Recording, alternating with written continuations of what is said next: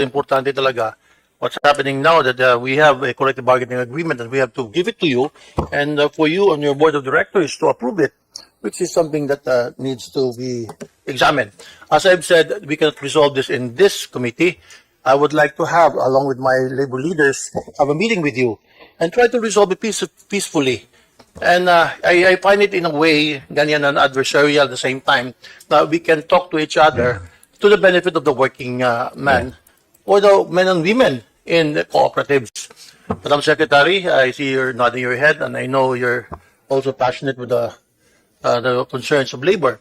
So that being said, I hope I have already written a letter, and I tanggap na sa opisina mo. Second point lang, more of a I'm also a resident of North Cotabato, one of the few provinces in the Philippines that actually produces power. I listed around 5. Cagayan de Oro, medyo nasa gilid-gilid na yan, sir. So, North Cotabato, you have Mount Apo Geothermal company by the Lopezes, which has been under TUCP for the past almost 50 years. So, what I'm trying to say also, there are concerns, but yung concern lang, yung power-producing provinces should also have something. There was at one time, Madam Secretary, na may reserve daw. But unfortunately, it has become a political issue. Why? Simply lang. Although we are producing power, geothermal, would you believe, Congressman Rodriguez, 8 times kami magba-brown out? So, I guess, I'm just coming out with this. What can we do for provinces that actually produces power? Our electorate, our constituents do not understand there's a kasakatutak na, ano ba yan? 130 ba yan or 200 ba yan na megawatt power plant, clean energy, geothermal, and what is it also for us? Because you are actually in our backyard. And it has been also be noted by Governor Lala, the good governor there in Cotabato, try to study what we can get something. Ano lang, instead of 8 brownouts, kung pwede 4 brownouts na lang. Kung pwede.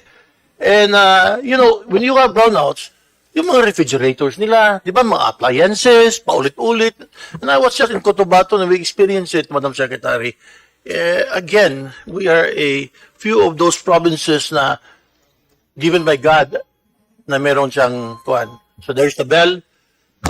Let's work on this and what we can do for provinces that actually produces power vis-a-vis others. Kasi yung iba, dinan over there, so South Cotabato, yung mayaman sa power galing sa North Cotabato. Thank you. Mr. Chair. Thank you, Deputy Speaker. Mr. Chair. Just for what are the benefits for host communities? We are actually drafting changes in our policies. Kasi there's this thing we call 1-94, which gives benefits to the host communities, and try to increase that and reformat that so it's easier for the LGUs to receive.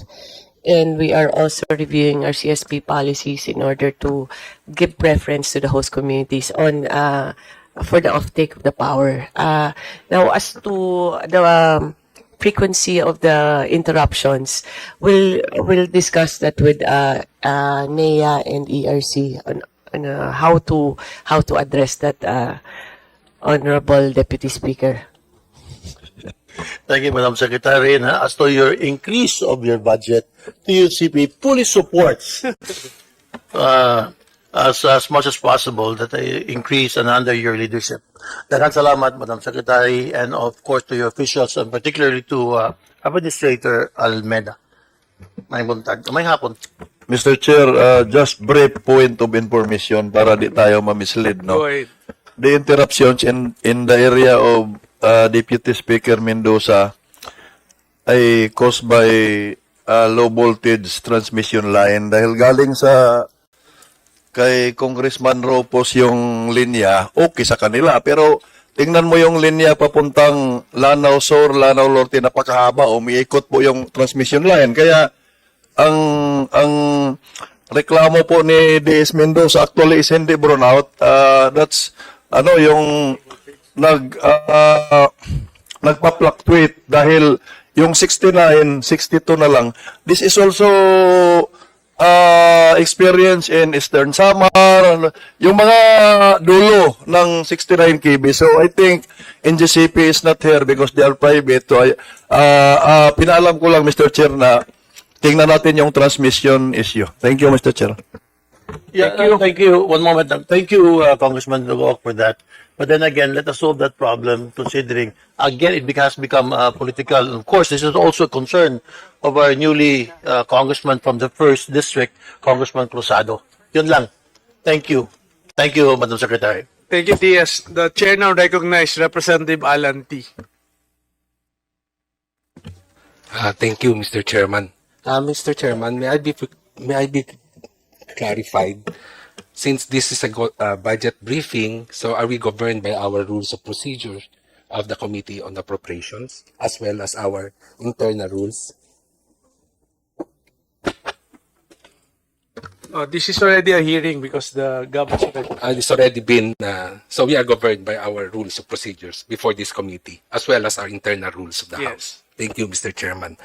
So, before I proceed, Mr. Chairman, I would like to congratulate our secretary for her appointment as secretary of the department. So, Mr. Chairman, do other resource persons agree that the three main goals of budgeting are fiscal discipline, allocative efficiency, and operational efficiency?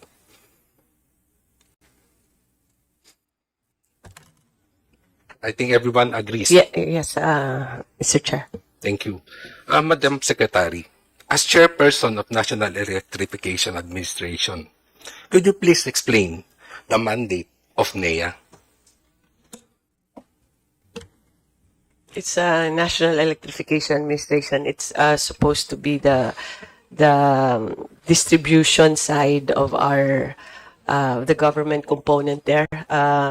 It covers all that is not covered by the private, Mr. Chair. Aside from In addition to the management and administration of the whole network, Mr. Chair. Thank you, Madam Secretary. Does it also includes to regulate and supervise electric cooperatives to ensure efficient operations and compliance with laws? Yes, Mr. Chair. Madam Secretary, are you familiar with the Regional Procurement Hub issued by NEA under Memorandum Numbers 2024-06 and 2025-03? Yes, Mr. Chair, but if you allow me, Mr. Chair, I think the administrator of NEA can expound on the issuance, Mr. Chair. Yes, Mr. Chairman. Yes, Mr. Chair, permission to respond? Go ahead. Yes, Mr. Chair, to give you a brief history of what is the Regional Procurement Hub. Upon my assumption on November 2022, I was faced with issues on electric cooperative operations regarding reconditioned transformers, substandard poles, and also the problem of disaster resiliency, that every time there is a storm, the electric ops are fast to respond. But the problem is we have the warm bodies to do the restoration, and yet we lack the equipments to deploy into that damaged area. So what we thought of was to aggregate the requirements per region of the three consumables basic items: steel poles, distribution transformers, and conductors, of which it will be consigned to a hub within the region and will only be withdrawn upon the need of the co-op to replace any of the same. And the consignment process will only start, or the sale, or the period of sale will only start upon withdrawal of the item. Second, the next purpose is the vendor, for that matter, for any of the three items, should maintain a 3-month inventory within the hub. So in the case that there would be any form of disaster storm that will bring down the basic distribution infrastructure, then the co-ops will have a ready supply of steel poles, transformers, and conductors. And if ever there will be a task force kapatiran to come to the rescue, they are assured that the needed equipments to fully restore on a speedy basis is available. So, Mr. Chairman, can we ask the administrator whether or not the regional procurement hub issued by the NEA have been approved by and adopted by NEA Board of Administrators? Mr. Chair, yes, it is really approved as a matter of policy by the Board of Administrators.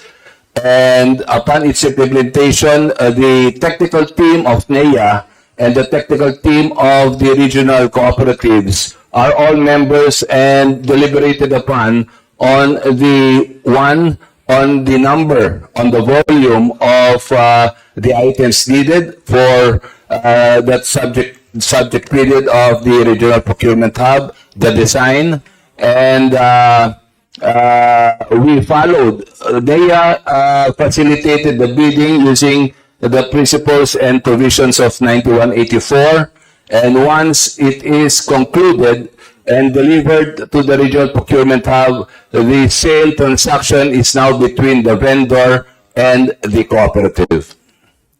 Madam Secretary, do you confirm that it was approved and adopted by the NEA Board as chairperson of NEA? Yes, Mr. Chair. Although there is a designated representative for of DOE in the NEA board, so I'm not present in the deliberations, but yes, I am aware of that. Mr. Chairman, may we request for a copy of the approved and adopted resolution by the Board of Administrators to be submitted before this committee? And may I ask the commitment of the administrator, when can it submit to us the approved and adopted board resolution?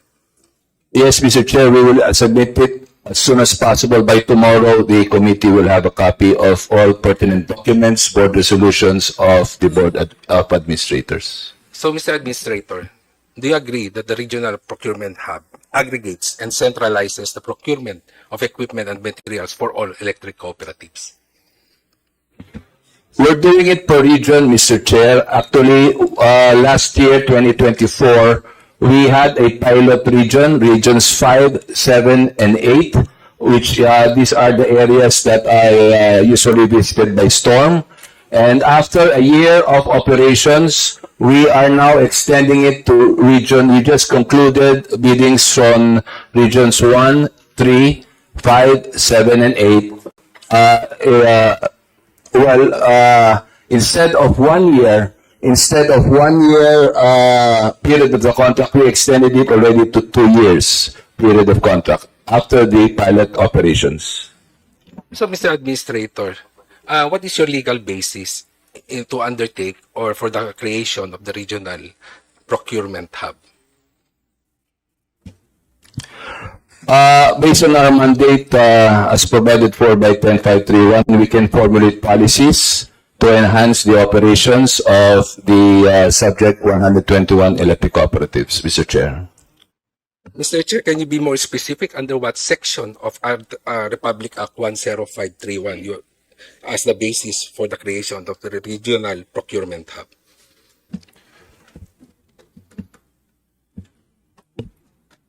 General provision.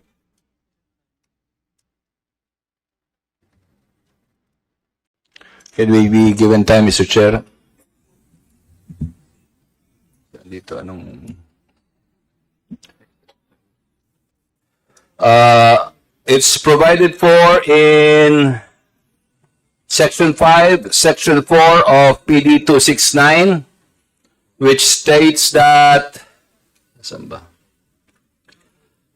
Paragraph Q, exercise primary, exercise, oh, sorry,